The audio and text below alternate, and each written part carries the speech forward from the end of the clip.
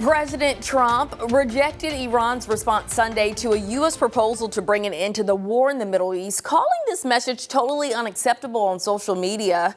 According to Iranian state media, the Iranian response focused on maritime safety and traffic in the Gulf and Strait of Hormuz and ending the war. NBC's Alice Barr has more. President Trump preparing for this week's high-stakes trip to China to meet with leader Xi Jinping as the war with Iran and its global economic fallout hang over the talks. The president rejected Iran's latest peace proposal, calling it totally unacceptable, without offering details.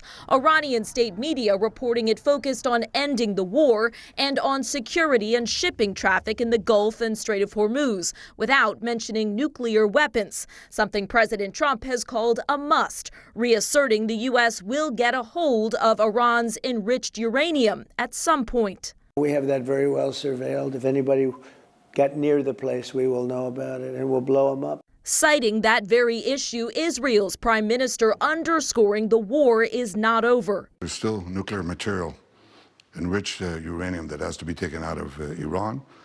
There's still enrichment sites that have to be dismantled. The U.S. Energy Secretary on NBC's Meet the Press suggesting an interim deal might not fully address Iran's nuclear program. Certainly that's got to be possible. While acknowledging gas prices will remain high until the conflict is over and defending the administration for not securing the Strait of Hormuz from the start. We needed to degrade their infrastructure to project terror around the Middle East, to threaten oil supplies in the long run.